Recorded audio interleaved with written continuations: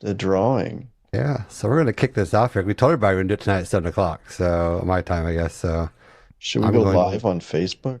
to go live on Facebook. I'm just Let me saying. see here. I was going It's to. 8 o'clock my time. Yeah, I Which know. is 7 o'clock his time. 7 o'clock my time. So we have our randomizer wheel, so y'all can watch us in person. So for everybody out there listening, we had a little thing going on for our people in Discord. Go over to our YouTube page and subscribe to YouTube and post a picture. We put you into the drawing here. We're going to draw out 2 winners tonight, and you guys are going to get some credit to the Pyro Unleashed merch store. Ooh. If you're coming to Cobra Con, we expect you to be wearing this to win some Pyro. So we're going to spin away here. Our first winner was going to be...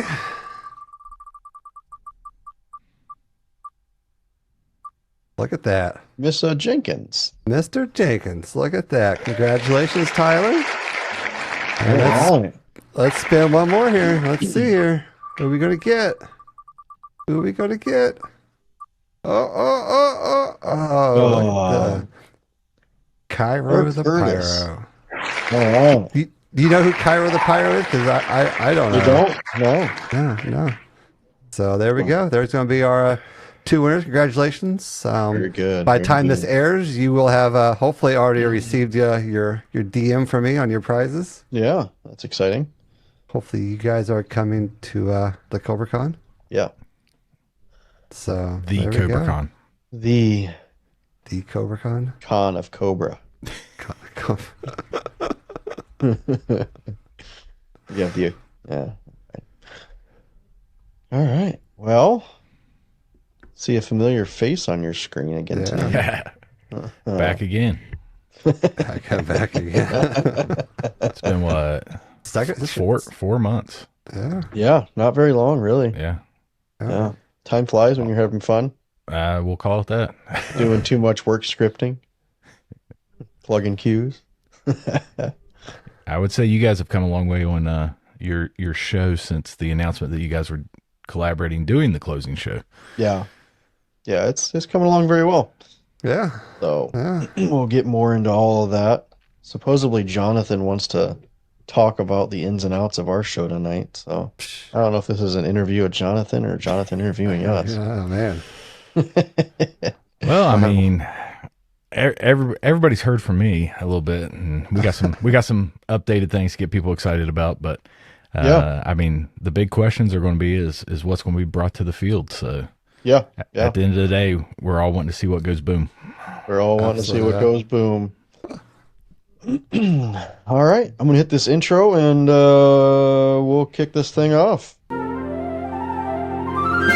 This is Pyro News, brought to you by Dominator Fireworks.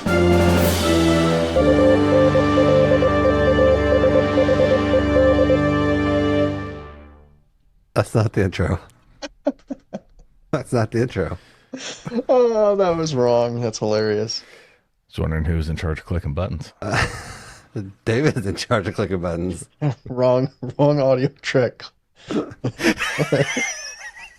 Strikes again. Oh god, yeah, strikes again. At least you can edit this one. I'm gonna have to leave it in there. I'm gonna have to leave it in there. I'm gonna leave it in there. I edit it.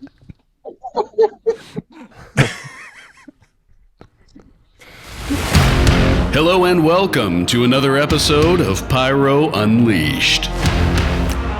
Tune in weekly as Donnie and David discuss all things pyro, from the business aspect of the industry to technical tips and mesmerizing pyro designs. On Pyro Unleashed, we invite cutting-edge experts to the podcast to discuss their role in making this industry a success. So, sit back and unleash your inner pyro with us.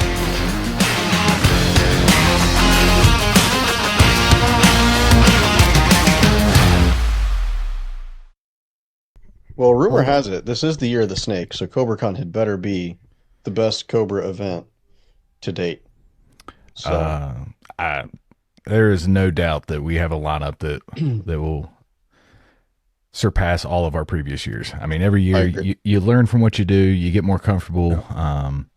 You know, Cobra as a company is is so reliant on feedback and so open to Yeah.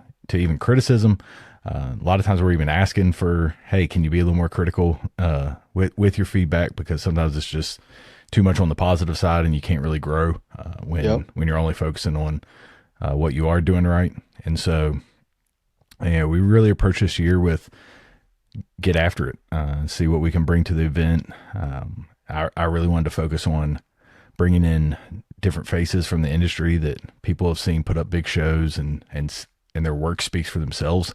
Yeah. With the learning sessions, because where else do you get an opportunity to learn, from how to use lifts from Donnie, right? Yep. Fireballs from Bill Corbett, Exactly. David, you're doing a class on Pyro musical creation and just what your thought process goes into it. Yep. And, for a lot of people when they're first getting started, it's just some of these questions that maybe we don't even think about once we're in the industry for a while. We don't think back to how we got started and what we were trying to overcome. And sometimes it's a simple answer that really sets people on the right track. Yeah. So, just bringing in fresh names, fresh faces, some fresh sessions. I mean, it's something as simple as deciding to offer 2 audio editing courses, right?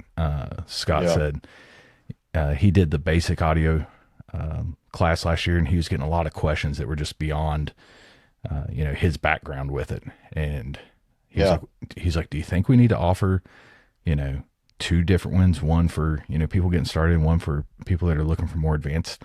I was like, well, let's find out. And I mean, between the 2, we already have, I think, 150 people registered. Wow. So clearly there was a need for 2 levels of that. Yeah.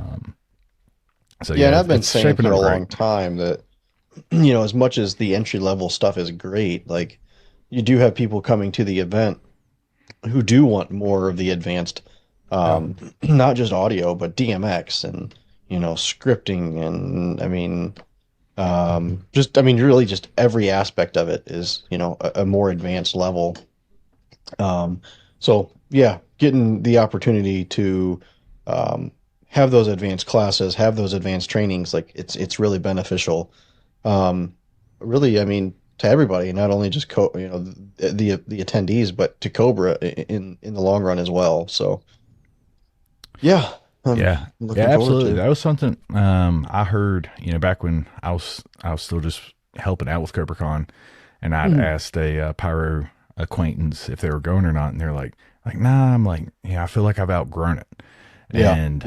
And I was like, that's a problem. We have to keep growing with our clientele, because on top of everything, I think networking at this event is one of the most important things. So we need our seasoned guys. We need people that have had experiences on bigger stages. So they're there to share those opportunities, but they need something to continue to grow in their art as well. The world's most powerful fireworks and special effects design software, Finale 3D, is built for the real world. Whether you're working with pyrotechnics or DMX special effects, automatic scripting, sequencing, and addressing features get you ready for showtime in no time. Absolutely. Lots of good stuff there. Like Vic mentioned, what you were talking about earlier, how much, Drew wanted to be involved in the boot camp and getting that stuff going. And he's been very much involved with you and I in our finale tip of the week and stuff. Yeah. And so just again shows how great of a company, Finale is over there, and what they want to do to help continue to grow the Pyro community. For sure. Yeah, definitely. It's kind of great that kick off with a Finale sponsorship there.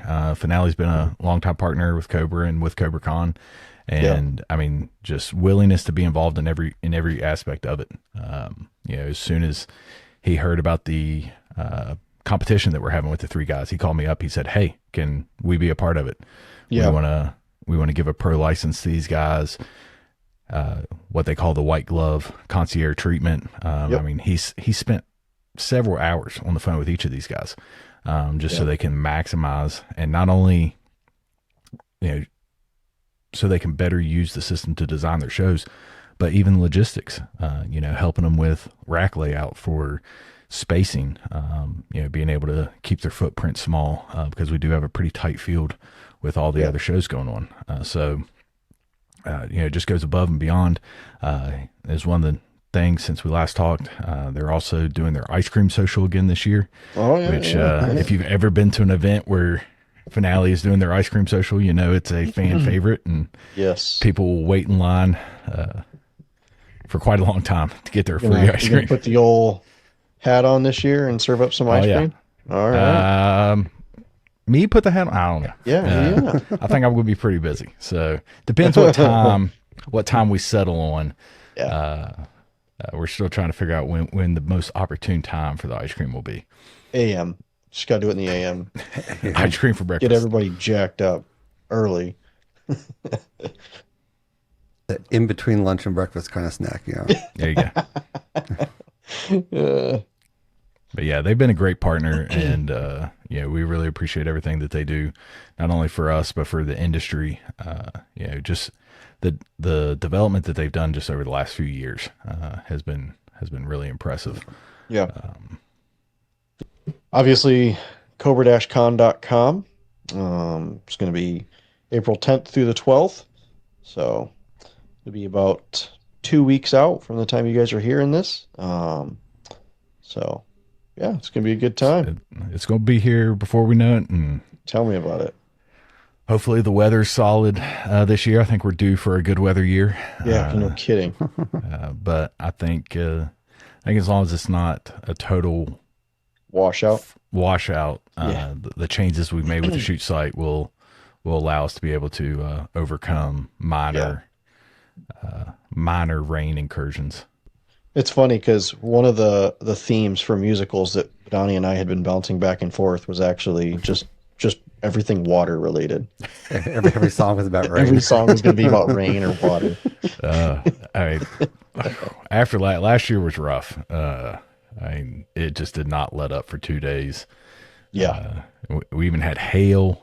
We had some attendees doing boot camp that were from the Bahamas down the Caribbean area, and they had never even seen hail, and they're like, Yeah. what is this going on? Yeah. Yeah, we had good songs like Umbrella, It Will Rain, I Love a Rainy Night. We had really good songs, really There's solid gonna song be a choices good in there. one, but Hey, I mean, where you just go shoot waterfalls up for 10, 15 minutes. or we could shoot water cakes. Water cake. Just prepare. Yeah, if we're still on the track over there in that area that had the barricades, had they not removed one of the barricades to drain the water, you could have shot a water cake in there. Yeah, I we mean, could. There was there was a literal pond in the middle of the field. So I think somebody was getting ready to bring out a fishing pole last year.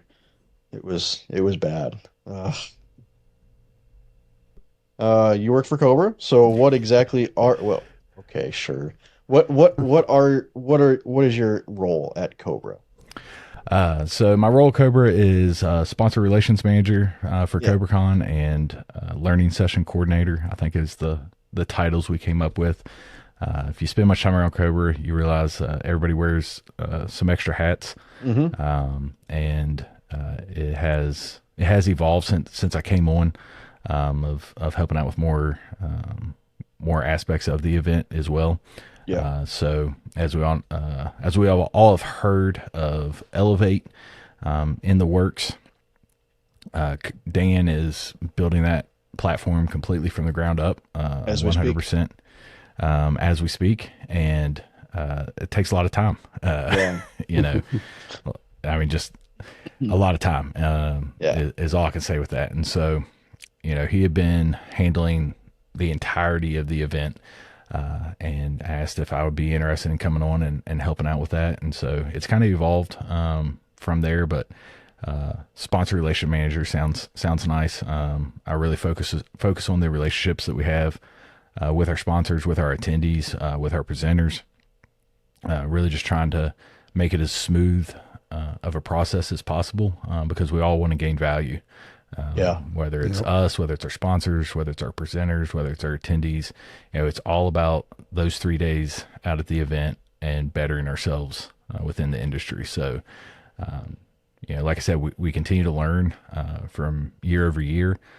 Speaking of Dan building things, the Cobra Con site, he built that platform. Last year was the first year of that. So of course we learned from,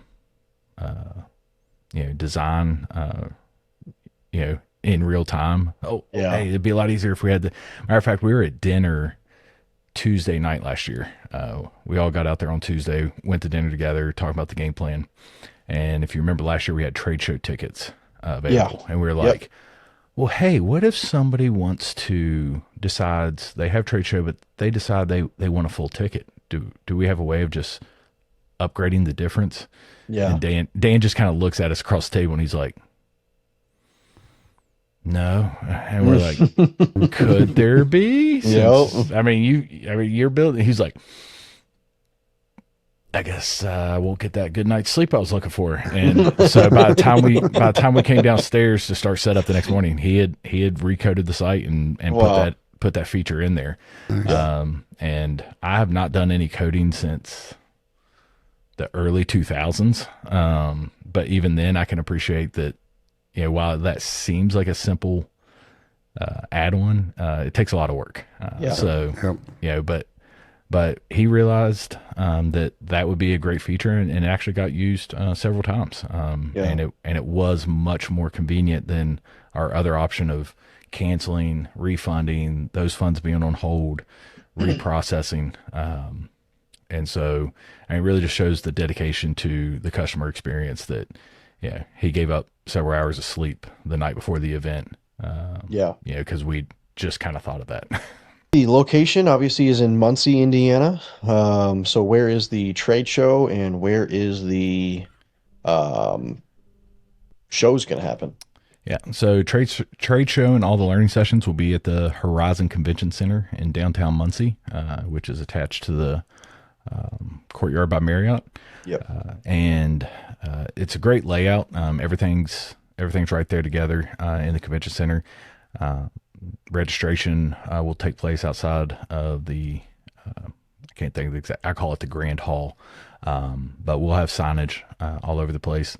And the trade show will be there 9 to 12 every day. Sessions will be in the conference rooms upstairs, and we'll have that layout with what rooms are where as probably just a few days before the event is when we'll assign the rooms, because we do have different capacities with each one. So we want to be as close to the event as possible to hopefully not have to make any last minute changes of where one is due to capacity. And you also have the ability to print out your schedule as well. So if you're a little bit old school and don't want to have to keep pulling up your phone to see which class you signed up for or which one you want to go to, you'll be able to print that out as well. And it's a great convention center. They're super easy to work with for any needs that we have. They have a great restaurant attached to the hotel in the convention center. Delicious appetizers, especially the pretzels. A little shout out to them. And we've talked to them, let them know our dates that we're coming in, so they're planning to be open a little bit later for us this year, which will be nice as well.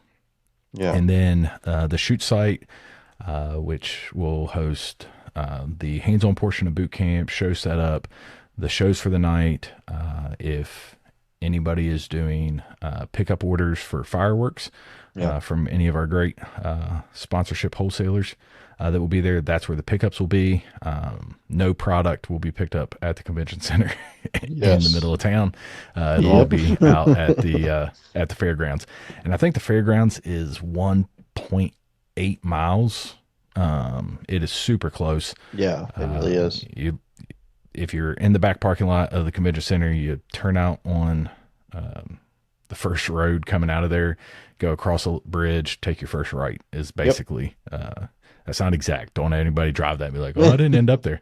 But that's basically how close it is. And it's super convenient. So if you forget something, if you're in a boot camp team and you get out there and, you forgot something that you need, your reading glasses, per se, you can hop back and grab it from your room or anything really fast. Yeah. So kind of like, talk a little bit about that, like, a little bit about what people could expect to show up. I mean, you talked a little bit about registration and like the parking situation. Is there plenty of parking at both locations for people or, stuff like that? Yeah. So parking is super accessible at the convention center. You want to come around to the backside of the convention center in the hotel on the Main Street, City Square side, there is not parking there, but on the backside of the hotel, backside of the convention center, there is plenty of surface parking, as well as they'll have the parking garage open for us as well, included with the event. So tons of parking there. At the shoot site, we will have less parking than before, but still plenty of adequate parking. Just make sure that you're following directions given to you when you come in. If you've been there before, you know that the shoot site, we have been using the dirt track that's at the fairgrounds. We are moving into the center part of the fairgrounds where the main campground area is. So we won't be using that for camping this year. All campers will be on the west side of the fairgrounds, and there's extensive parking behind the warehouses and on the west side. Yeah, there is. There really is. But it won't be where most people have been parking before. And so we'll be right there in the middle of the fairgrounds. We'll bring in bleachers, but I always recommend people, if you're driving, bring a chair as well. It's more comfortable than the bleachers anyways.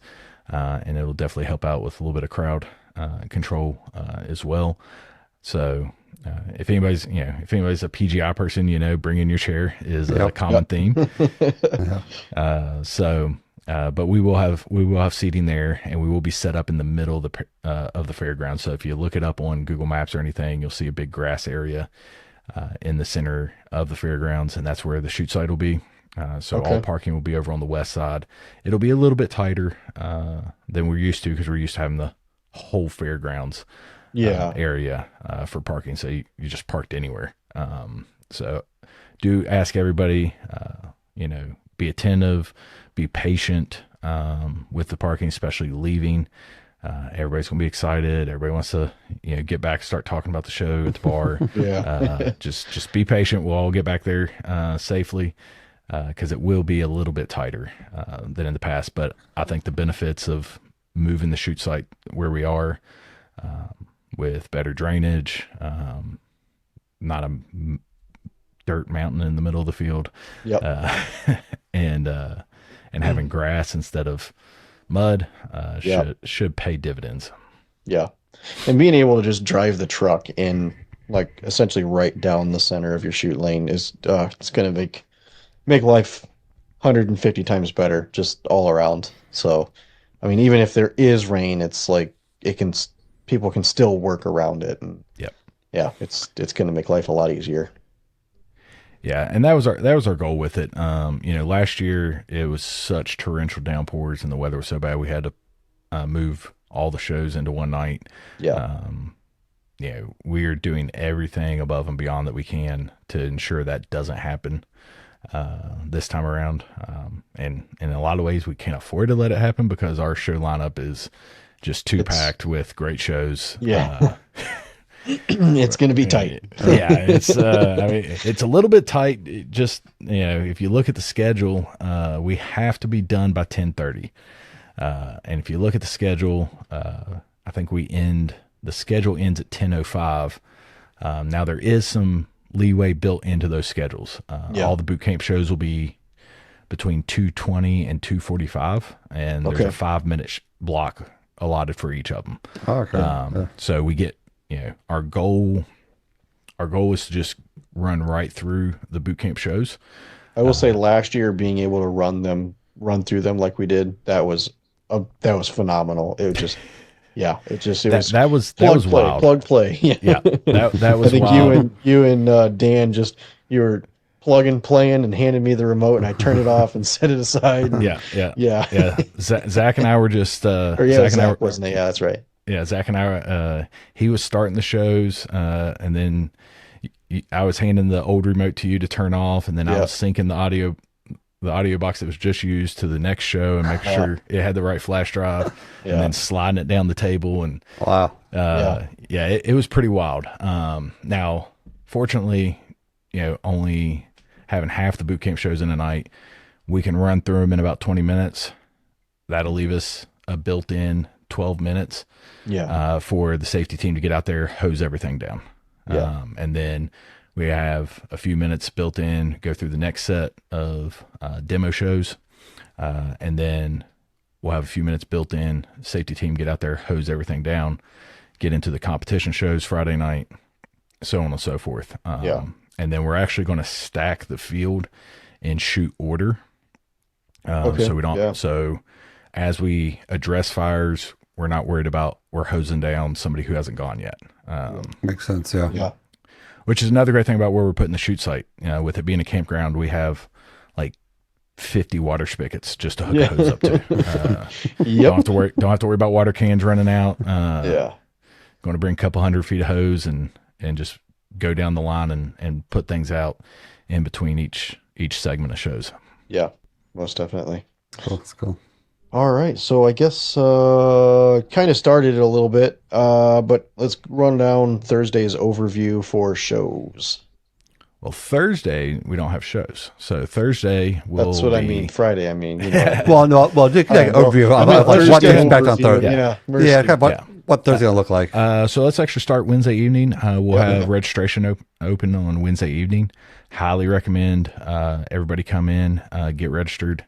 If you're already there on Wednesday, so that way you're ready to hit the ground running Thursday morning. Thursday morning registration will open at 7. So if you didn't make it in time Wednesday night, or if you're coming in early Thursday, you can still get registered before trade show opens at 9 o'clock. Breakfast, if you purchase breakfast ticket, which will be 8 to 9, and then we run right into trade show. I mean, it's a little.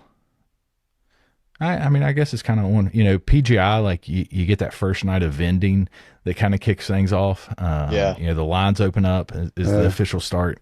For us, we just jump right into the trade show Thursday morning. Sure. Trade show 9 to 12. Lunch, if you purchase the lunch ticket, will be 12 to 1. And then we'll kick off the sessions with Scott's keynote on Thursday afternoon.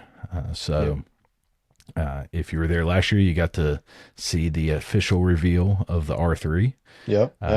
This year we'll have the physical reveal of the R3. All right, that's what I like to hear. Along with some new features across the board with Cobra that are actively being worked on right up till the time we get there.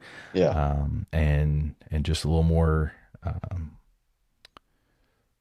roadmap of where the company is going as far as development. Wonderful. So that will kick off the keynote. Obviously, being the keynote will be the only session going on at that time, so everybody's welcome to be there, and it'll be a great time. Have a couple sessions after that on Thursday, and then the break in the evening for dinner.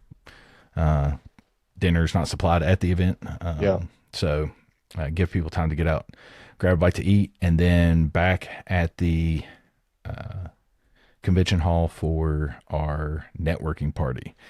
So we are doing casino night again. It's been a big hit, and it's a lot of fun. It's a lot of fun.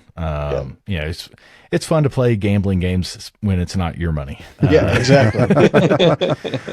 So no money is actually being gambled. Everybody with an event ticket will get $500 in chips to start the night. As you play your favorite table games, whether it's blackjack, craps, roulette, poker, you will earn or lose your chips. If you lose all your chips, we'll probably give you some more because it's all about just having a good time. But the more chips that you accumulate, the more tickets you get at the end of the night for our raffle giveaway. Thank all of our sponsors who contribute to that. It's a great way for them to connect with potentially new customers, just show appreciation to the attendees there. And so we will have a list of great prizes, whether it's Cobra credit to your favorite wholesaler. I'm sure we'll have some racks being given away, a little bit of everything. So, and again, you're not putting any money into it. You get to play games and then have the chance of winning something. Yeah, exactly. So that should be, it's one of my favorite things. Everybody has a good time. People get to know each other. You get to talking with whoever's next to you at the blackjack table, and 3 years later, they're one of your best Pyro friends. Exactly. Yeah. I mean, literally two of my closest pyro relationships started at casino night 2 years ago. Yeah. One of them just randomly stopped me walking back to my table and asked me a question. Because I was wearing an Ignite shirt representing Ignite, and the other one was next to me playing blackjack, I think. Yeah. So, really good times to be had. So that'll be 7 to 10 o'clock, and of course it will continue the networking beyond that, I'm sure. Oh yeah. If you've never been, don't plan on sleeping much. I mean, There's not a lot of sleep to be had at Cobra there's Con. not a lot of sleep to be had at Cobra Con. Everybody just wants to tell every story and network and get to know each other. I mean, Shaking that wintertime lull off is what it is. I think I take a vow of silence when I come home for like a week. I'm just talked out. But it's a great time. You're sad when it ends. Yeah. But yeah, so that's Thursday. Friday, the daytime format will be pretty much the same: breakfast, lunch, trade show 9 to 12. Yeah. We'll have an extra row of sessions since we won't have the keynote on Friday. And then recommend everybody get out to the shoot site by around 8 o'clock. We'll actually, let's see, Friday. I had to think which night the daytime anthem is. So Friday is all nighttime shows, and we're scheduled to kick those off around 8:35, 8:40, depending on when twilight hits. And just so I make sure I don't. Man, I gotta log into my Cobra Con page. So I know the anthem for Friday night is going to be presented by White Knights Fireworks. Yeah.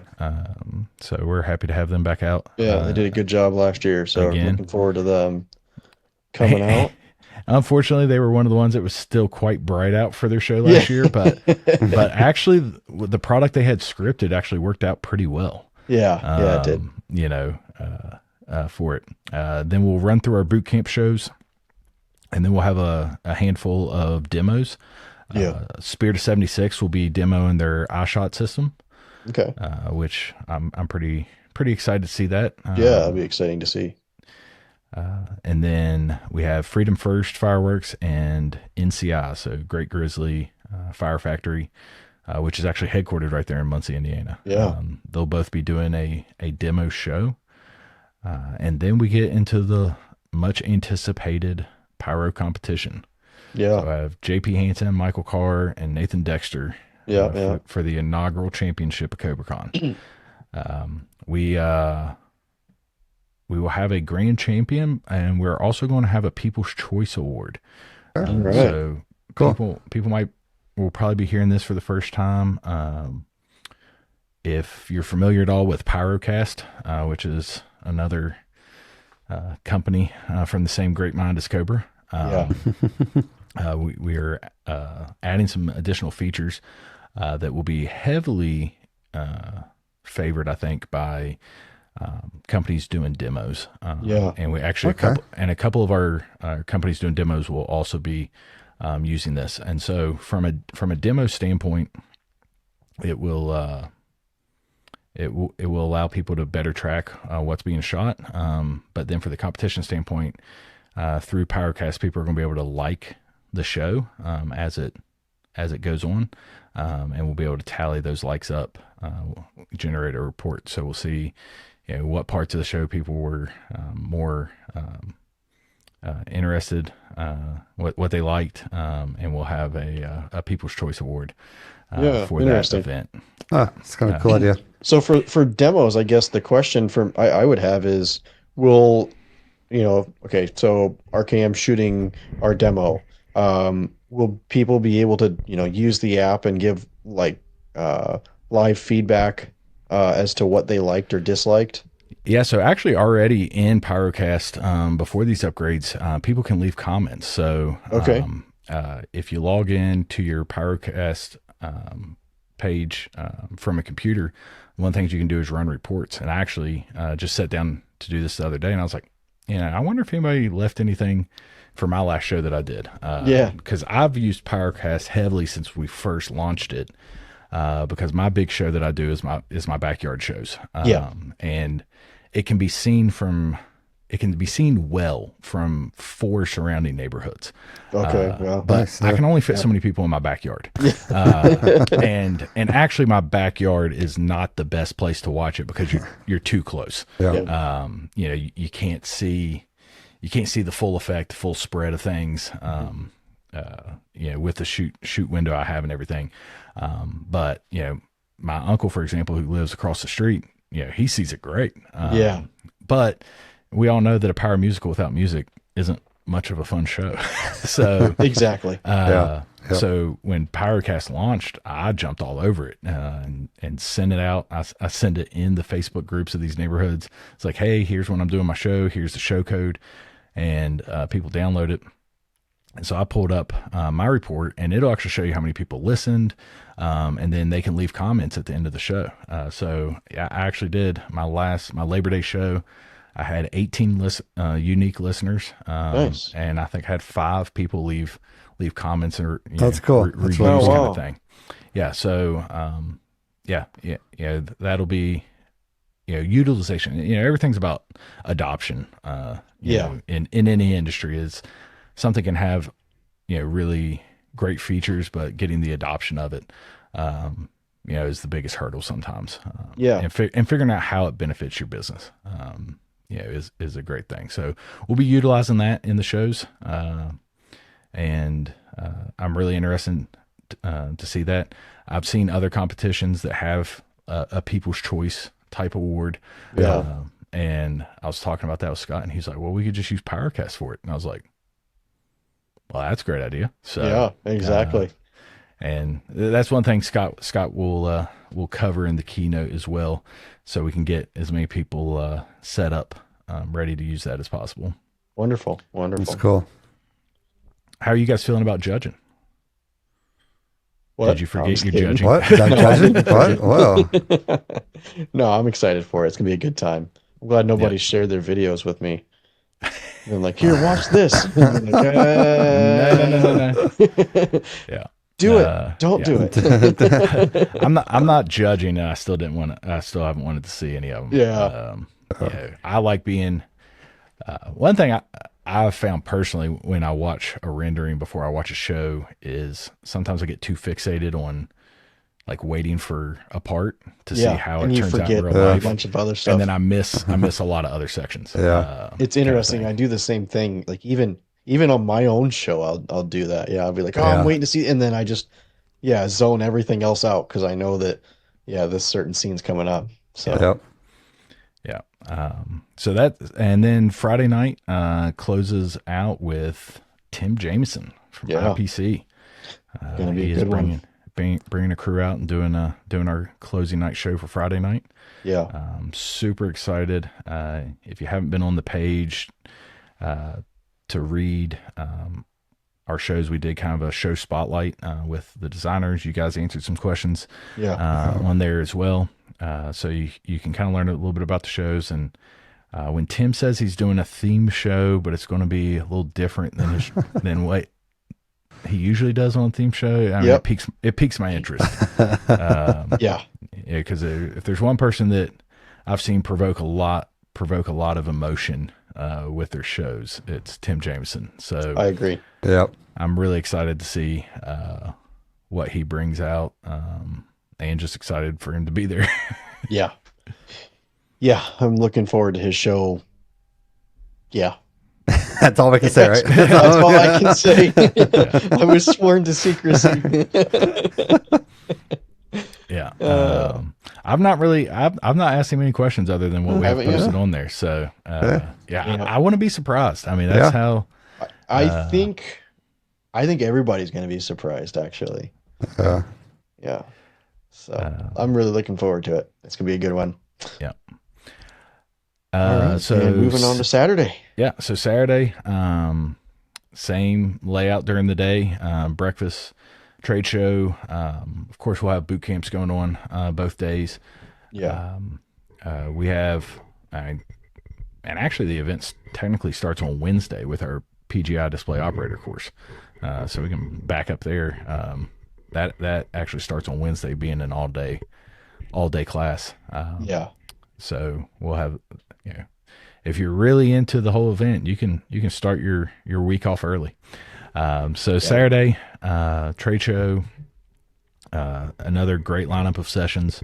And then we will kick off the evening. Definitely want to get there a little bit early with a daytime national anthem sponsored by Dominator and fired by RKM. Yeah, it's going to be a good one. So that's another one I'm very excited for. See what products they have put into that show. Might be the first time you see a daytime parabolic scene. So have to wait and see. That'll be interesting. Yeah. Hopefully it turns out. So. No pressure, James. Yeah, no pressure, James. No pressure, James. No, he's done a really good job with the design and the script. So I'm really looking forward to seeing it come to life and seeing the Dominator product in action. Yeah. Smoke is the hot item, is it not? I mean, it is. Daytime smoke, nighttime smoke. I've seen Dominator have a nighttime smoke cake for 1.4 Pro. Yeah. I've seen Raccoon just landed some in the States. So it is the hot ticket item. Yep. Then we'll have our second half of our boot camp shows. A demo by Superior Fireworks. So Superior Fireworks out of Florida. They were a late add-on to our sponsor lineup. So they are coming up from Florida. Pretty big haul for them. Yeah. And they will be doing a musical demo of their product on Saturday night. And then a show by Chung Mei. Yep. And always brings it to the Cobra Con field for the last couple of years. If you've been to Cobra Con, you've seen some really great shows by this gentleman, Brian Craig, and Craig Co. is firing a show Saturday night. And one thing I've always appreciated about his shows as well is he demonstrates to people in real time, what you've been talking about in the classroom. Exactly. Of setting up positions, timing, utilizing 2 positions, 3 positions, different types of runs. He really just shows what you've been learning, how it can equate to a show on the field. Yeah. And then, like last year, he caught me off guard with all of his fuel mines, up close and personal. Oh yeah.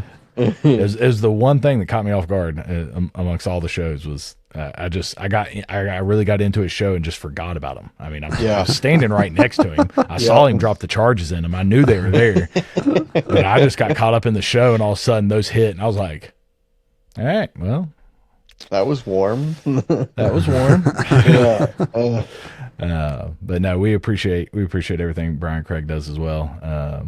He's a big sponsor of the boot camp as well. He provides all the racks for our boot camp teams, and is actually going to be hands-on involved some with it this year as well.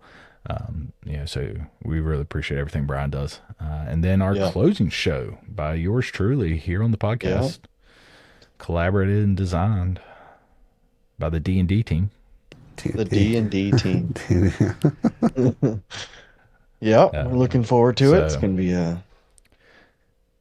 So what sneak peek are you going to give everyone on the show? Well, it's just 2 weeks out when they're listening.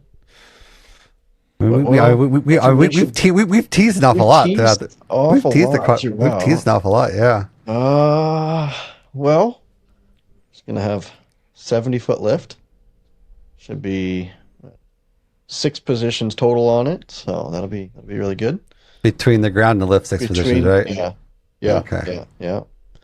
So, did you feel like it was an obligation to incorporate a lift after Donnie was asked to present on using lifts? No, I don't think I felt like it was an obligation. It just felt like a cliche thing to do. Right? Shaking. Yeah. So, Well, I mean, I tell you, I do appreciate that you guys are going to have a lift featured, especially Yeah. with that session. Again, like I just said with Brian Craig shows where he really highlights what's being learned in the sessions.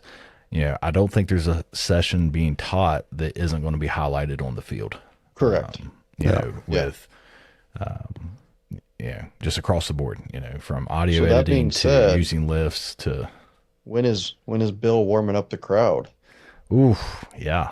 So Bill will be there. Me and him haven't sat down. Me, him, and Dan haven't sat down yet on when and how many. But he definitely brings some creative fireballs to the event, and we locked him down early this year. Good. He was one of my first emails of, "Hey, here are the dates. Could you go ahead and mark those off on your calendar?" Yeah. And Bill's just an awesome guy for the industry. Really appreciate everything he does. This isn't a business for him. No, it's not. Yeah. This is his hobby and teaching and giving back to the industry. Yeah. He covers his costs, and that's really it. And so, and that's what it takes to make this industry great. I tell people all the time, I was like, and don't get into fireworks if you want to get rich. I mean, there's money to be made, but it's a lot about sacrifice and earning your dues, and not in a bad way of like hazing or anything like that. But making yourself available for opportunities and earn your opportunities to grow. For sure. So you think about some of the things that Bill, for example. I mean, everything he does for different events. If he is to actually charge, what his worth is for those kind of things, how many events wouldn't be able to have him out? Agreed. So, I think credit is due with a lot of the people that really drive this industry. Yeah. So he will warm up the crowd multiple times. Don't you worry. Wonderful. Looking forward to it. So. And knowing who all is doing shows, I'm sure there'll be no shortage of other fireballs as well. Nope. Nope. I mean, fireballs, fire. I mean, it's cliche, right? I mean, that's right. It's a cliche thing to do. That's all I'm going to say. Yeah, I don't know. For me, fireballs can never be cliche. No? All right. What's it that Elry said? He's like, what am I supposed to do? Shoot a fireball when it doesn't say fire? Yep. But no, if they're done right, I mean, I think I've enjoyed every fireball as much as I enjoyed the first one. Oh yeah, for sure. When they're done right, when they're scripted in there right, when they, the proper distance to warm you up just the right amount. Yeah. Or last year when Bill kicked us off, I think that smoke ring held for. Oh, it was amazing. It held for so long. I think we could still see it when it got dark. Like, yeah, I think we lost light to be able to see it before it completely faded out. It was perfect. Yeah. And probably made the news somewhere. I'm sure it did. Somebody took a picture. Cops were called for sure. So, yeah. Obviously, there's going to be a PGI DOC course. And that's going to be on Thursday. Am I correct? No, that's on Wednesday. That's on Wednesday. Okay. The DOC's on Wednesday. Okay. And then the PGI 1.4 Pro Safety course, the new course that they just launched, we are hosting that on Thursday. Okay. And that one filled up super fast. Yeah. So and it's funny, you say that, and I know, I don't even want to go to it just because I need to. I want to go to it just to see what it's about. So I think more than even people. I wanted to go to it at PGI, but somebody's show I was help setting up. Telling you what, nothing like slave driving in the field, huh? Somebody wouldn't let me off the field. Yeah. Yeah, that's what they say. No, I agree, and I'm really thankful that the PGI has come out with a more formal course to be recognized on 1.4. So we'll see. yeah, I'll probably poke my head in there just to see what it's about. Yeah, most definitely. But yeah, that filled up super fast. Part of the reason is because we're actually offering that no charge. Okay. We actually received sponsorship for that from the Fireworks Foundation. So we really appreciate that as well. Being Most able to offer definitely. that. But I highly recommend for the DOC course, we allow registration all the way up to at the door. It is a little more expensive. Yeah. By waiting, but by the time you're hearing this, you'll be in the second tier of pricing. It's still well worth it. If you have any interest in getting out with a company and shooting a show, Yeah. if for no other reason, you get to fire a couple shells and see how you react to Yeah. to a 3-inch or 4-inch, depending on what they send down. Yeah. Coming out of the tube at close range. Yeah. Because some people, that's enough to decide, yeah, okay, that's not what I want to do, or it's okay, yeah, this is definitely what I want to do. Yeah. But John Phillips and Pyro Santa, Dan Suckus are great instructors. Will answer any questions you have, and that's a great course to take. Yep. Most definitely is. I think I've sat through it like 6 times. So. I know you touched on it a little bit already, but pre-orders, where are those going to be able to be picked up at? Yeah, so pre-orders for anything firework related will be actual product related will be at the fairgrounds. Yep. And times to pick those up will be determined by who you ordered from. Yeah. So I can't stress to people enough, please adhere to whatever instruction you're given to by your companies. Yes. They're having to send drivers out, get drivers back. Depending on how many orders they get, they might be sending 2 different shipments out, and they got to get them unloaded, get the next person out. So please make that as pain-free as possible on your wholesalers. And it'll all, luckily we have, full use of the campground. So we have one of the warehouses over there where you can actually just pull right in and load your product up out of the weather. That was a game changer last year, I'll tell you that. Yeah. It was a little bit of a pain 2 years ago when we were down in that building that was like down that ramp, and somebody ordered 3 full pallets, and all we had was a pallet jack trying to pull up that driveway. Ooh. Yep. Or just carrying them out 2s and 3s at a time.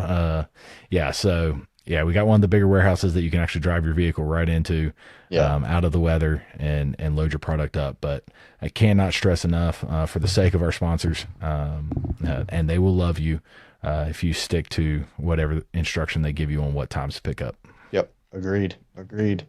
And adhere to their cutoff times. Not being that guy, but yeah. It really helps because the earlier you get them in, the better. Especially, by the time this airs, you'll have about a week probably for most of the cutoff dates. Yep. So really try and get them in as early as you can, because I know most companies do not own their own trucks, so a lot of them will be rentals, and they do have to figure out a driver, like you were saying, and finalize that transportation, that last mile. So. Absolutely. And we have a great lineup of companies that are doing deliveries, that are offering special deals for the event. This is by far, we are sold out on our trade show space this year. Wonderful. Okay, good. So it is going to be a packed house, lots of people to talk to, and lots of places to order product from. Wonderful. So I guess that leads to kind of one of the next questions. Do you have a trade show map that we're ready to release yet, or? Yeah. Well, by the time this airs, it should be up and running. By the time this airs, it should be up and running. We actually, at the time of recording this, we have a meeting with the convention center tomorrow. Okay. To propose it to them, make sure that there's nothing we're missing from our schematic that would be a potential issue, to get final approval on it. Awesome. For the most part, if you've been to the event before, it's going to be very similar, with the exception of the new sponsors that are there. Yeah. And then, so we actually had to cut into our trade show space. Really? All right. Yeah, Wow. we had to shrink down our Cobra footprint a little bit at Cobra Con, so to make room for more sponsors. It's a good problem to have. It is a good problem. yeah. Yeah. We went from having a couple extra spaces for,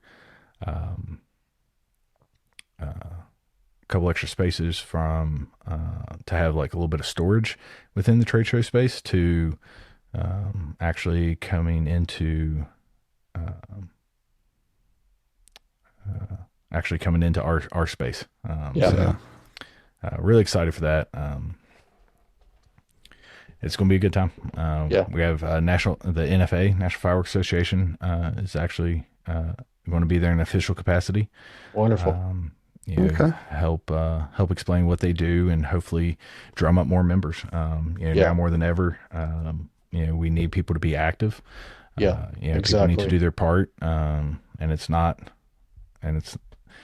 just typing about increased cost with certain things. It's typing out that email to your representatives. Being active. If we don't advocate for ourselves, nobody else is. Correct. Correct. The people that don't like the firework industry are going to be very loud, no matter what. So we got to get out there and advocate for ourselves, and the NFA is a great way to get involved in that. Couldn't agree more. Let's see. So obviously you touched on trade show locations going to be in the same room. Where, I guess, kind of backtracking a little bit for the shows, where will people be sitting for those shows? Is there going to be a map out? We'll put a map out. If you're looking at it on Google Maps, North Heartland Avenue, which is the first road outside those warehouses towards what will be the shoot field.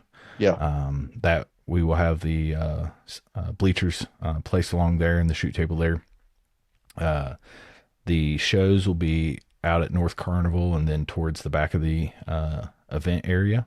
If you're looking at Google Maps, I mean, we have lots of parking there on the west side, everything west of North Heartland, but it won't be quite as wild open country as we've had before. So like I've said, everybody be patient, follow directions when we get there, and it'll be a good night. This is the Pyro Unleashed Cake Review, brought to you by PGI.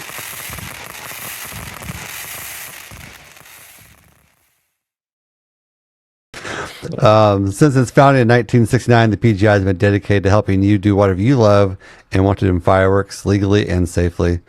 Whether that is enjoying consumer fireworks with family and friends, becoming a firework display operator, learning how fireworks are made, photographing firework displays, or collecting pyro memorabilia, all those things and everything in between, there are PGI members that share those same passions. This year, PGI is holding their annual convention in Boone, Iowa from August 2nd to the 9th. So we have a cake here tonight. I'll pop up here for us. That's going to be a Raccoon cake. It's new for 2025. All right. It is called Azure Blast. It's part of their Blue Series. It's a 500-gram cake. So we'll take a watch here and see what we think.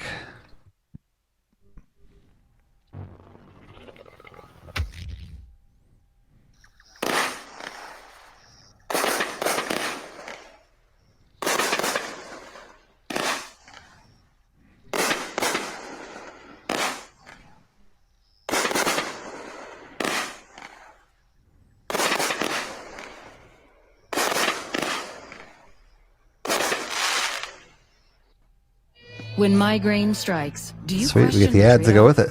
Migraine strikes. Yeah. You think that It was was a planned? crackle. It was that crackle at the end. The crackle caused the migraine at the end. That was. You think that was planned a migraine commercial after a firework video? Couldn't have planned that one any better. That was That's funny. Overall, I mean, it felt like at first the brakes were a little weak on it, but as it went, I feel like they started to break a little bit bigger and better. I mean, the fan aspect at the end was kind of nice. Yeah, kind of gets a little bit of because each shot was like, I think it shot individually a couple times. It was shooting 3 at a time essentially for a lot of it. Seemed like so. It was okay. I mean, it wasn't too exceptional. I don't think. Yeah. The colors were nice. Yeah, I think they had the nice blue color to it. Yeah. That kind of stood out, with a little bit of the that coconut kind of pistol in the middle. Yeah. Yeah, blue. I mean, blue is my favorite, and yet you hardly sure. see it because it's a tough one, right? Yeah. I could have done without the green on those tails on that one break. A little weird. And, Yeah. you know, if I can get past the blue to red mine. I'm not going to ding them too hard on that for a blue cake of having a little changing to red in there. But that random green is like, is that how it's supposed to be, or somebody messed up somewhere? Yeah, or did somebody put the wrong stars in there? But no, I'm glad that somebody's trying to focus on putting out some quality blues. Yeah. On the consumer side, because we all know it's a tough collar to get. Yep. And I love blue, so yeah. No, I agree. Out of 10, I'm gonna give it probably 7. 6'4". 6.4. All right. do I get a guest vote here? Sure. Yeah. Sure. Between 1 and 10. I'm gonna go 6 because that green on this. All right. That's going high. All right. I mean, it was like out of place. Yeah. Probably a tech sample too. He just messed up somewhere. What's your favorite pyro moment at Cobra Con to date? Ooh. It was probably the remote audio box shuffle at the shoot table last year. Yeah. That was pretty intense. It was really intense. And for how smooth it just, I mean, it looked like we planned it that way, like we had rehearsed it. We literally came up with it 3 minutes before we hit the first one. We're just kind of standing there. I can attest to this being the truth.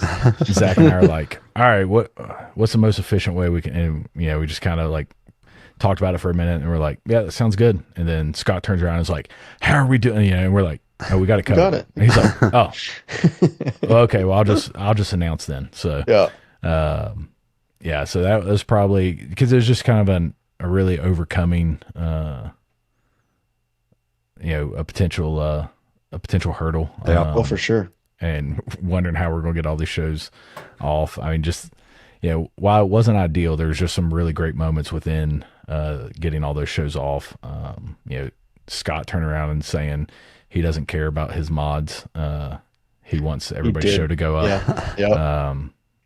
We had some fires raging, and safety crew was like, hey, you're losing a couple mods. And Scott's like, he's like, we're not getting these shows off. He's like, he's like, unless there's a safety issue, he's like, I don't care about the mods. Just keep sending it. Real dedication to, providing the best experience for those boot camp attendees to get all their shows off. For sure. That was probably my favorite, so far. For sure. How about you guys?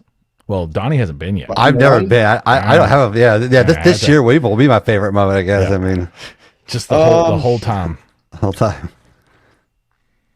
Honestly, just being in the field and being able to, the honor of being asked to do a show for Cobra, and the attendees is, I don't know. I think I was even talking about that with Brian today. It's like to be asked, I know you called me and you're like, well, Scott really didn't give me a choice. Like I was like, all right. I didn't say he didn't give me a choice. It was, have you thought about closing the show? Call David. And I was like, okay. So it was, it's an honor to be asked to do a show, and then let alone the closing show, back-to-back years. So really appreciate that. Yeah. I mean, we appreciate, not only your all's willingness, but everybody that shoots a show. Nobody's making money, right? Off doing these. It's all about growth and promoting an industry that we love. We really appreciate it. We're looking forward to what you guys are bringing to the field. That's probably gonna be my favorite moment this year is just the show lineup. We got everything from Power Boot Camp, people getting their feet wet, learning how to do this, to the competition, to just it's an all-star lineup. I mean, Yeah, yeah. I mean, really. So we're looking forward to it. So kind of on that note, let's hop into kind of talk about the Pro-Am a little bit. What are the rules that you guys set for the Pro-Am shows this year? So really, the only hard and fast rules is the time restraint, and the position and size restraint that they have. Okay. So 5 positions, 210 feet total width, and essentially 1 lane. Like, we didn't do any, options for fronts type thing up closer for close prox or anything like that. And then, of course, has to be valid 1.4 product. None of those aqua peonies that I've seen pop up at PGI. What are those? All the yeah, those overloads. Somebody, I don't know who was selling them, shooting them off at the C line at PGI, but I'm sitting there and I'm like, I've shot 3-inch salutes that aren't that loud. Like, what in the world is this? So none of that. And then American stepped up with a sponsorship of giving each contestant $1,000 credit on American wholesale. And perhaps maybe I could have been, I thought I was pretty clear with it early on, but maybe I could have been a little more clear of that the $1,000 wasn't any kind of budget limitation. Okay. But rather a Kickstarter, for them. Outside of Skywars, I don't know of any 1.4 competition that gives you anything towards doing it. There'll be 2 this year.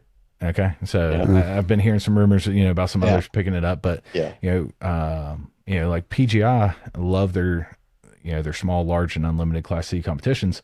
But you gotta have people that are willing to, it's a lot of money to fork out right away. Yeah. You got to front all that. Yeah. You got to front all of it. And you get a trophy out of it.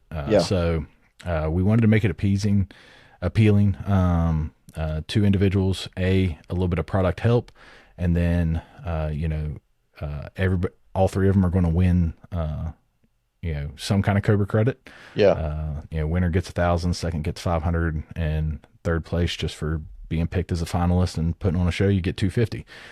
So you're getting some help with the product, getting a little something at the end. So we didn't put a whole lot. We didn't put any kind of real budget restrictions or anything like that. And we'll see how it turns out, and then see what changes we want to make next year. This year we got 3 very able shooters that have some experience on putting on some bigger shows. JP's competed a couple times at PGI Unlimited. Michael's taken this whole thing by storm. He's really expanded really fast.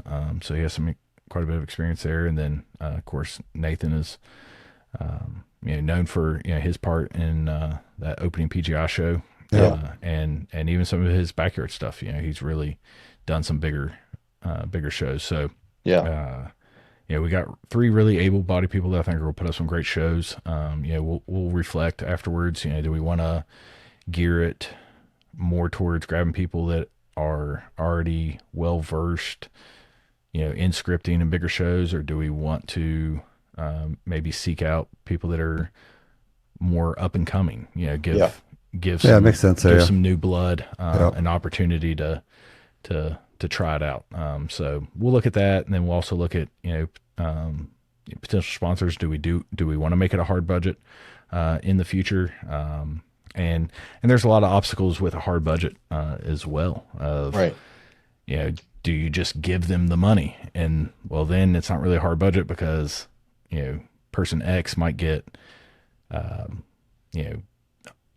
container pricing from such and such, and person Y only gets gold pricing. So that alone, that puts them 15% ahead, kind of thing. So do you set the budget?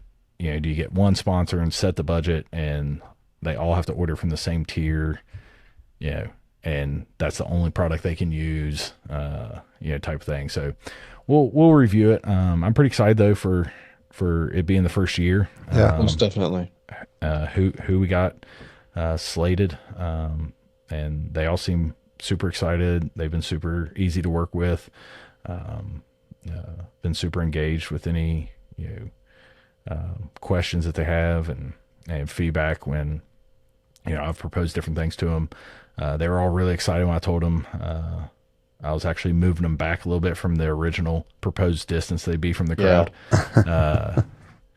When I was first looking at the layout, I wanted to put them up front so I could protect them from everybody else. And then as it gets close, I'm like, nah, I think we need to put them towards the back. So they were really excited when they found out they're going to be at between 250, 260, and 280 feet out. That's good. Yeah, be able to give a little bit of a broader view on their show. So, is there a limit as to what they can and cannot do? Field constraints and such. Yeah, so 5 positions, 210 feet width maximum. Nothing if they want to have any kind of fixed effect. Nothing over. I think I gave them 12 feet. Okay. It's either 8 or, I'd have to go back and check the email. I don't think any of them are building anything to. Yeah. No towers. No towers out there for them. No mini towers or mini wheels or anything. I don't think any of them are doing that. So, don't have to worry about that. But we essentially took the PGI large class and just expanded it. Yeah. We thought 5 positions gives a lot more creativity with single shots and a lot more options there than 3.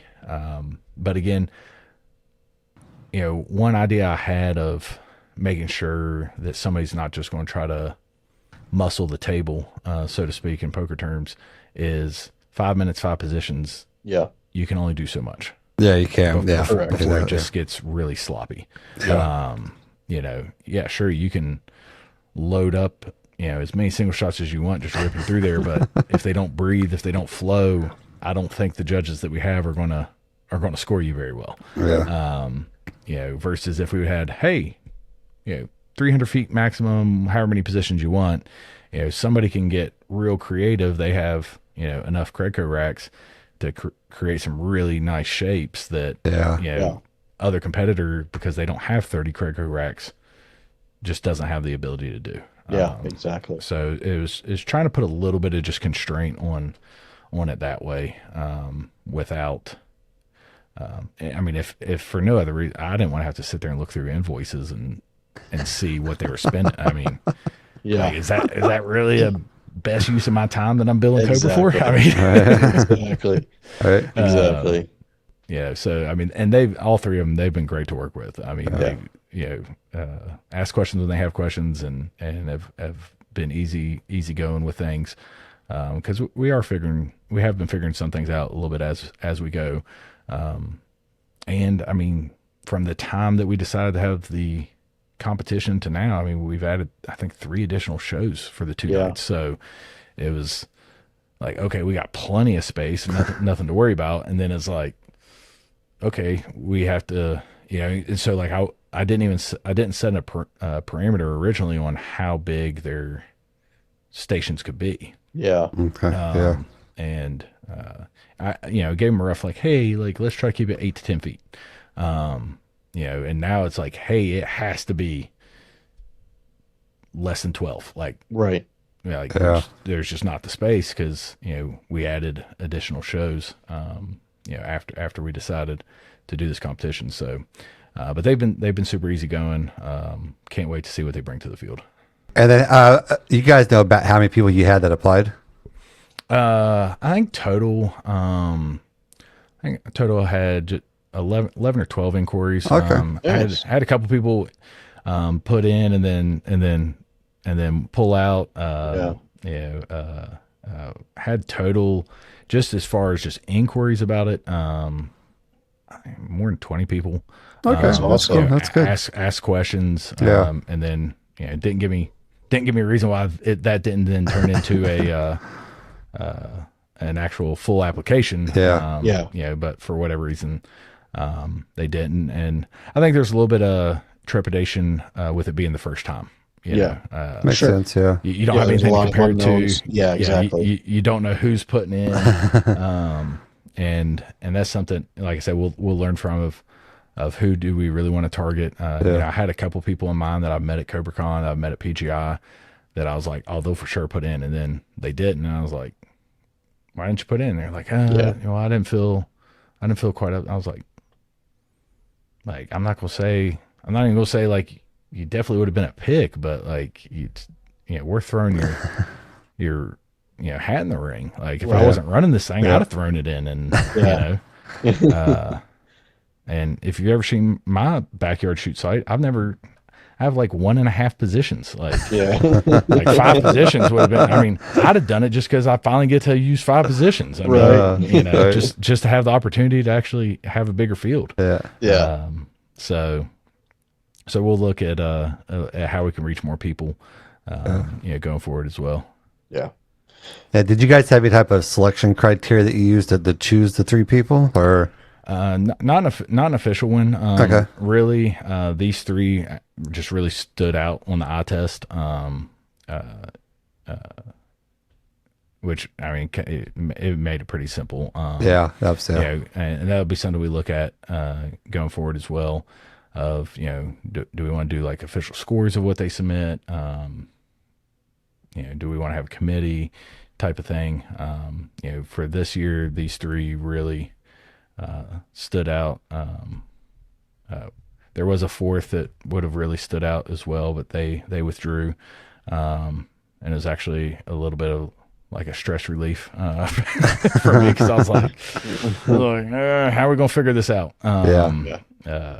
But so far it's worked out really well this year, but yeah, we'll definitely be looking to see what we can improve for next year. All right, cool. For sure. All right, so this will air March 26th. Will there still be tickets available? Not. You have to look at the website and see. We're just having, again, we're recording this a little early, but we were just having a conversation today about extending the ticket sales without a food option. You know, food deadline is March 15th. So that will have already passed when this airs, and we got to get those numbers to the convention center, so we can't add late. But since we have separated meals from the tickets, we can still offer. So we had that initial discussion today about extending it, and we're definitely going to extend it, but we are undecided on how far out we will. But it is very possible there'll still be tickets.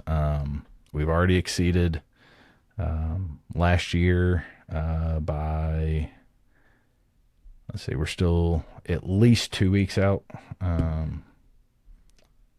minimum from sales being done, and we're already more than 100 tickets than we were last year. That's awesome. So it's going to be a great time. Packed house. This is Pyro News, brought to you by Dominator Fireworks.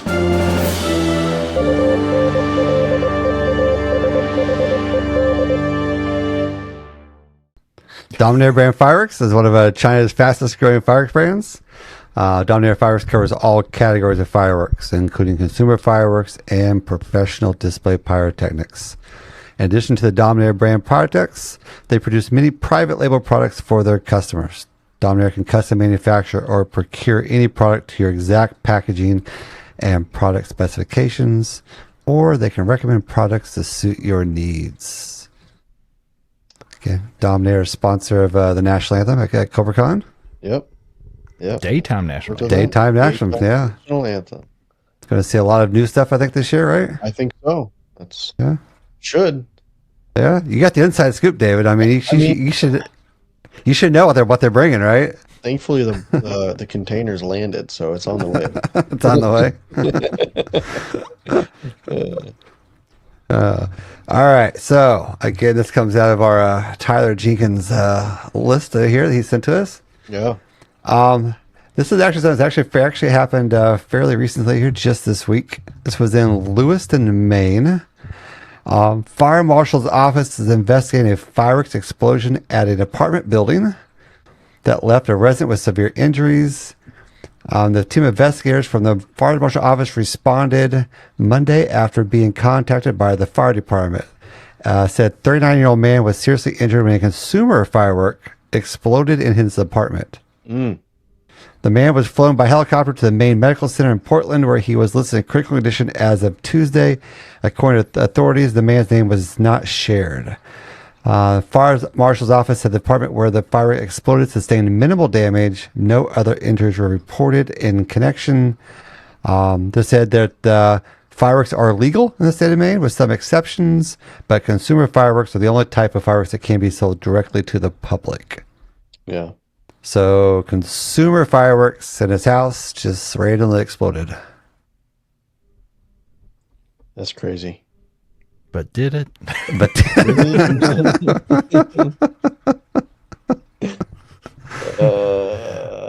so Did he light it inside and the door was locked and he dropped it? And I don't know. Like I don't know. You should try that, David. If we should lock you in a closet and light some fireworks and see what happens. I mean, I don't know. I mean, Just drop them, you mean? just drop them. Yeah, just drop them and see if it goes off. I mean, I don't know. But Just stay long enough. so PSA: don't light fireworks in your house, maybe, or Don't store drop them, fireworks in your or house. drop fireworks in your house, or I don't really know. Just don't went have off. Fireworks. it leaves in- so many questions.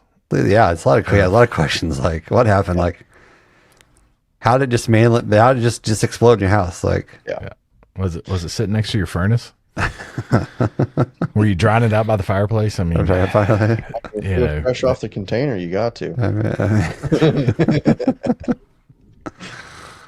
All right. Well, let's get to these Discord questions.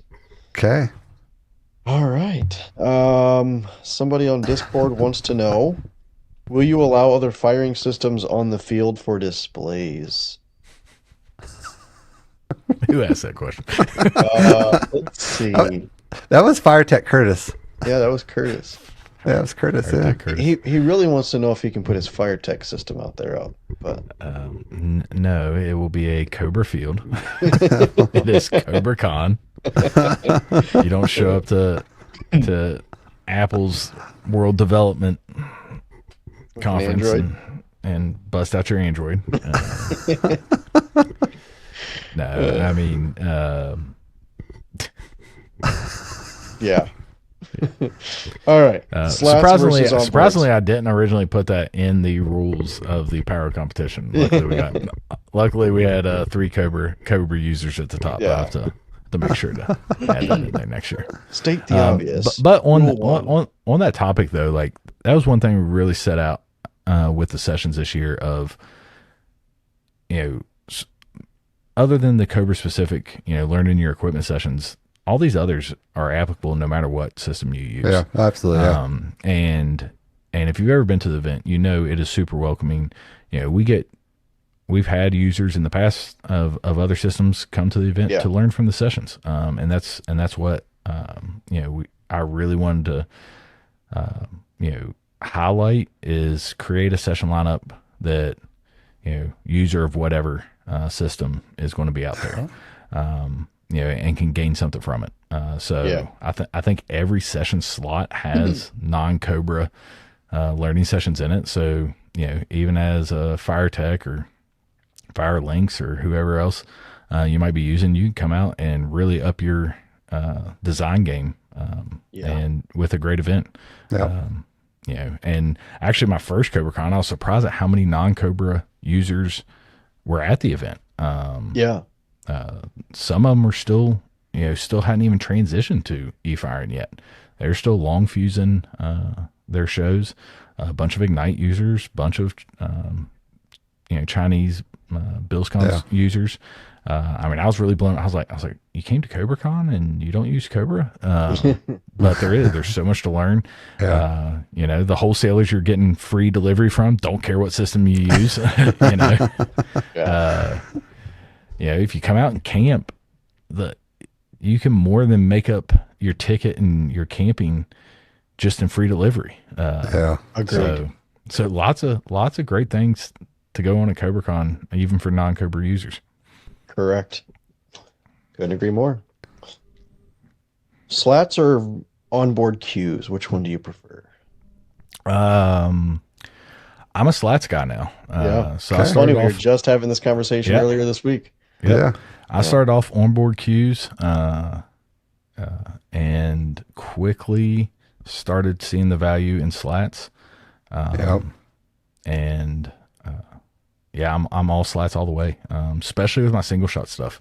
Yeah. Being able to pre-wire it and shun it, Yep. and then drop it. And you talk about my helpers for my backyard show when they're looking at all this stuff and they didn't notice, that the wires were plugged into something, and they're like looking at all these single shots. They're like, what do you mean? Like, why didn't I get here 5 hours ago? And I was like, just wait. And we carried it all out, and then I handed him a mod in a DB25 cable, and I was like, you see that little square? Plug that into that. And he's like, oh wait, you mean we're done? I was like, yeah, we're done.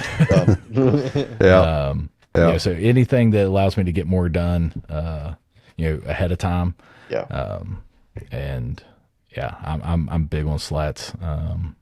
Now when at the PGI show, I became even bigger, user slats, even for stuff you have to wire in the field. Yeah. Rowdy had, his whole box of slats out there on the shell crew, and Yeah.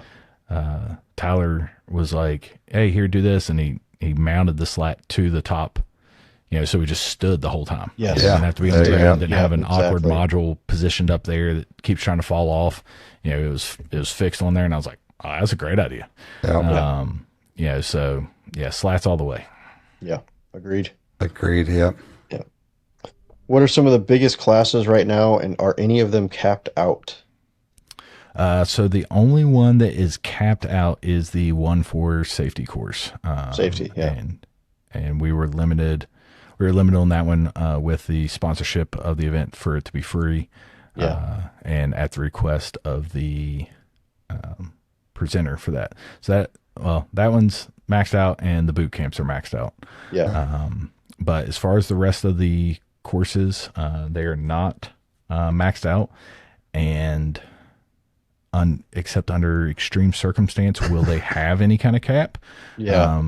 Because we do have multiple rooms that hold over 100, and then we have the large hall area that holds over 400.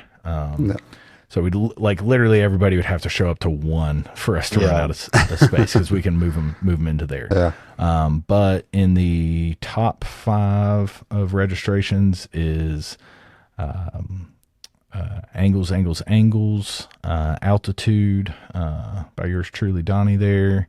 Of course, fireballs with Bill Corbett. Power musical design and show psychology are the top ones right now. So Travis Kramer teaching a class, show psychology. Yeah. He is picking up a lot. He must be freaking out because he asked the question. He's the one that asked the question about the class sizes. So he's, well, he is currently third. wow. Yeah. Wow. Yeah, he is currently third. So between me and David, who has more? That'd be you, Donnie.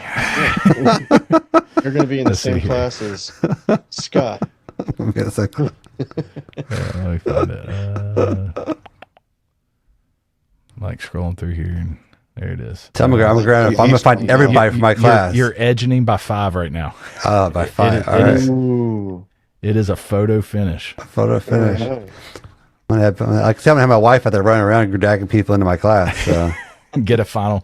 Yeah, you guys give out tickets, get a final count, actually, because a lot of people don't even bother registering and just wander around and wander into a room. We do we do ask people, please get on there and register. For my so class. we do know, if we have 200 registered for a class, well, there's only one room we can put them in, so we can make that adjustment in advance, rather than last 15 minutes before it starts. Oh, hey, we need to move everything over here. So we do ask everybody, try to get on there and register. You're not excluding yourself if you don't, though. We use that for our reference there. But so you guys are neck and neck. We'll see who starts bribing people. You got it. What's been the hardest part about working on this convention?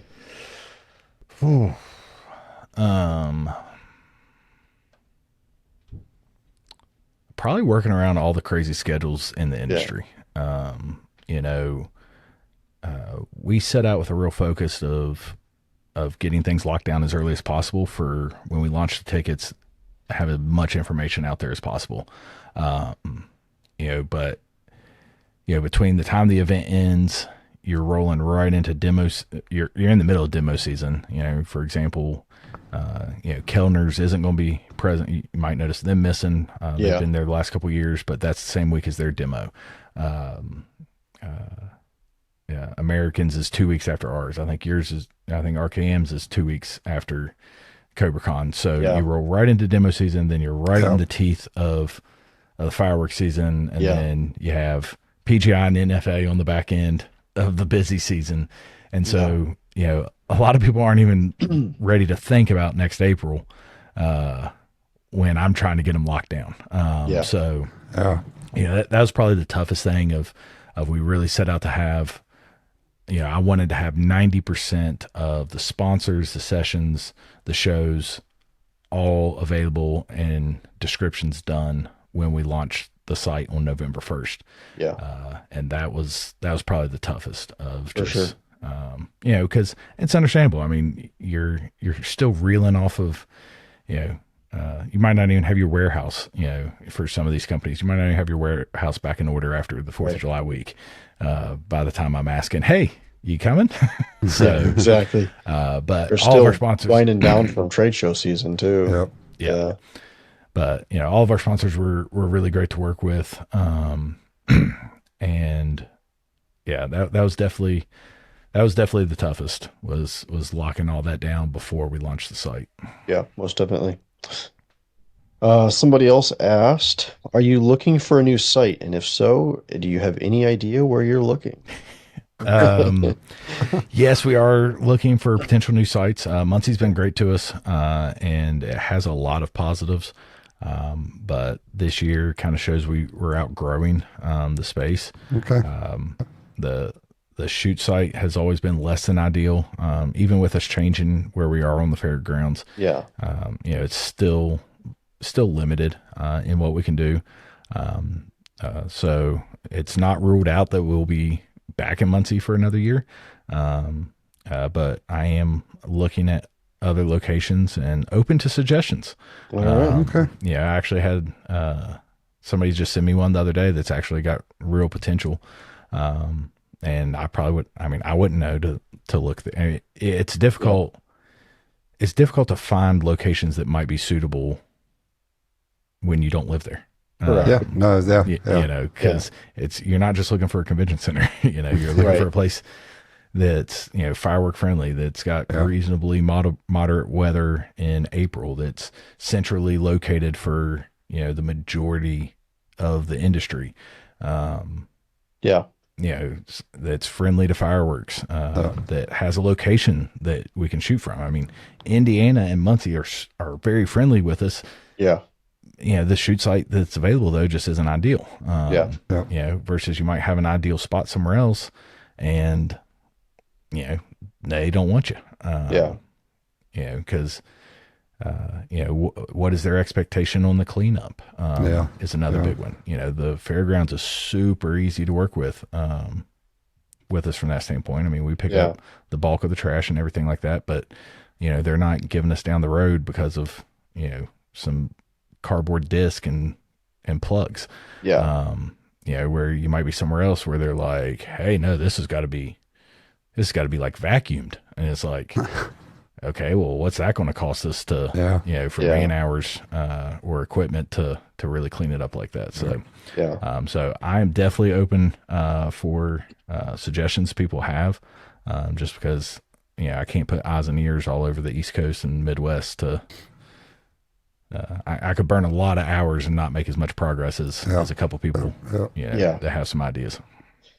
And if somebody does have a suggestion, where can they? They can send it to J McCormick at CobraFiringSystems.com. Perfect. And by suggestion, I don't mean, hey, come to this town. If you have, you know, if you have an idea for a shoot site and a convention center, that would work. You know, a little bit of legwork is much appreciated. Sure. I can just go on and look up a town. Yep, exactly. All right. Want to give a plug for the Cobra Con website again. Cobra-con.com. Yeah. Okay. And all your up-to-date information as far as sessions, trade show, and sponsors. And don't forget to get your commemorative faceplate for your R2. $34.99. $34.99, and they are well worth it. Yeah. Die-cast aluminum, hold up really well, even in the worst conditions, and they look really nice. Yeah. So excited for that. If you got any questions, always reach out to myself or the help team, and we'll get you taken care of, just like with any of your other Cobra needs. For sure. And the Cobra sale goes to the end of April. So if you're an attendee, you get 12% off across the board, and then 50% off shipping. All right. Which is a big nice. help. So we don't have the logistical power to do sales on site. Yeah. So we add in that 50% shipping discount to kind of ease that as well. For sure. Gotcha. What is one thing you're most excited about this year? Besides the shows. Besides the shows? Besides the shows. Our new session lineup and presenters. Okay. Like I said, we're bringing in a lot more outside presenters for different things, and really interested to see what that dynamic looks like with the attendees. We got a great lineup. We got multiple Skywars winners, multiple Skywars competitors presenting classes. Like what more can you really ask for? Yep. Multiple different business owners within the industry that are going to be presenting classes. So whether you have questions about owning a Pyro business or designing a show, everything in between, it's going to be here. For sure. All right. Shall we get to the final five? Get to the Pyro Unleashed Final Five. Yeah. Our Final Five right now is going to be sponsored by Muxboard. It is. So go check out CJ and speaking of slats. Yeah. The first week. So we really appreciate CJ for the support. If you can see, it's not lit up, but there is a bright LED light behind both of us, and really appreciate CJ for shipping those out to us. So really cool. Yep. Head over there and order some stuff from me, man. I'll buy all of his slots out, and I'm sure if he's going to Cobra Con, he can probably bring them to you. Yeah, I don't know if he's coming or not. I thought he was, but I'm not sure. Sure he will be. I've heard rumor he's going. Yeah. All right. Well, then there you go. There we go. So our Pyro Unleashed final five questions we ask every guest. Same five questions, get the results, and might have a little fun with it later, towards the end of the season. But we'll kick this off here. First question: your favorite consumer cake? Wings of Fire by Winda. Okay. All right. Question 2: if you had to only choose one for the rest of your Pyro career, are you picking 1.4 or 1.3 product?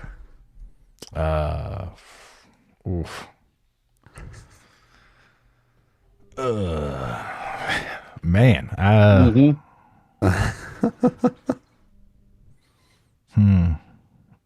Yeah, I mean, there's pros and cons to both. I'd have to go 1.4. Does that include Pro? Yeah, I would include Pro. I would include Pro. Yeah. I'd have to go. I'd have to go 1.4. Just what you can do with it. Especially as far as Pyro musicals and things like that, and versatility. And I mean, I would miss the bigger shells and definitely the bigger salutes. But you can rock out a good show with 1.4. Yeah, absolutely. Yeah. For sure. All right. If you could start your fireworks career over again, anything you might do differently? Start it much earlier. Okay. All right. What I said it. I might even said it on here before, but I've told a lot of people. West Virginia was not a firework friendly state up until about 8 years ago. And born and raised here and lived here my whole life, with the exception when I was in the Marines. And when I was in the Marines, I was either in training or I was in California. So another very unfirework friendly state. Yeah. So I had no idea that this ecosystem existed. Yeah. I had no idea of the backyard pro type thing. And so, just because you don't live in the same state as the company that's coming to shoot the show at your local event, you can't go work for them. Yeah. So yeah, just starting it, just rewind about 18 years and starting it as soon as I could. again. Yeah. All right. Question 4. What's your favorite thing about being in this industry? The people. Yeah. It's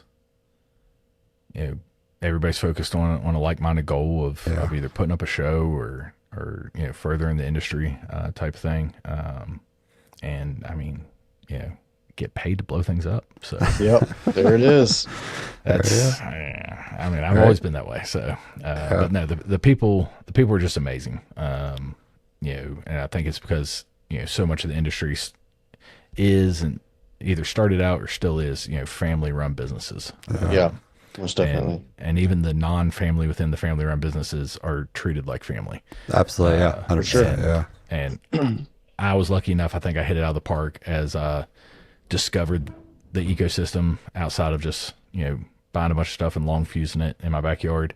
Who I met and when I met them along my journey just worked out great. I didn't really have any bad experiences along, as I was getting into the industry. For sure. All right. And question 5, if you were a flavor of ice cream, what flavor would you be?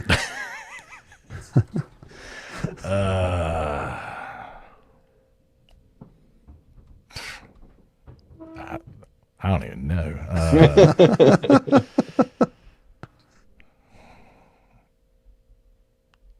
A big part of me just wants to say vanilla. I'm just boring, but Okay. All right. so I'm just saying mint chocolate chip, and I don't even like that flavor of ice cream. So You aren't the only vanilla person this year. So, I mean, vanilla. you're maybe not the only mint vanilla. chocolate chip. I'm a little zingy. A little zingy. All right. man. Well, thanks again, Jonathan, for coming on. Hey, thanks for having me. Hopefully we can drum up a couple more people to come out and enjoy the event. Yeah, looking forward to it. So it's gonna be a good time. It will be the best we've had, and we can only go up from there. Exactly. As always, be sure to go to check out Cobra Con at cobra-con.com. And if you want to get some merch to wear at Pyro or at Cobra Con, go to pyrounleashedpodcast.com and grab your merch. I think, this will probably be one of the last weeks you can get it to be secured. It's going to be pushing it. You be pushing it pretty close if you try to order tonight. Yeah. But, so try and get it on order. We're going to have those giveaways. Rumor has it might be a case of fireworks. So Case of fireworks if you got never a shirt know. on. Yeah, never know. First person who finds this with a shirt on. Don't get excited. I heard it's Saturn missiles. Hey, that might be somebody's thing, man. It might be, might not be. Probably a lot better than that. Hey, I've been known to set off a whole case of those at once to annoy a neighbor. So There you go. And as always, be sure to go to Discord and come and hang out with us. Just like you've seen tonight, we have random giveaways. And looking forward to, what continues to come of that. Yeah, absolutely. Yeah. So again, I want to thank Jonathan for coming on. Really looking excited to go out to Cobra Con for my first time and be able to. can't believe it's your first time still. Yeah, I mean, if you hadn't asked me to come to a class, I probably still wouldn't be going. To be honest, probably. But I'm excited. You asked me to come out there, do a class. I mean, maybe, hopefully by the time this airs, I've at least started some prep work for that class. I'm hoping, but Killing me, Donnie. we'll have something. We'll have something together by then. But You got pictures. You're all right. You're still. I get some long plane rides over the next couple of weeks. I'll be able to do some prep work. But again, guys, catch us on Fridays for our finale tip of the weeks, and then as always, catch us on Wednesdays. We have a great episode coming up for you guys on your drive to Cobra Con. Yep. You'll have the 3 Pro-Am competitors to listen to on your way there. So you'll be able to catch that coming up. And next week will be the Spirit of 76 Showdown. Yep. So that'll be a lot of fun. Yep. You're able to get David and Curtis on the episode. So yeah. So that'll be really good to hear them and a little bit of background story on them. Yeah. So again, we will catch you all on our next episode. And in the meantime, go out there and unleash your inner pyro with us. This has been another episode of Pyro Unleashed. Come back each week for more industry insights, technical tips, and awesome pyro designs. Have fun out there, be safe, and as always, remember to unleash your inner pyro with us.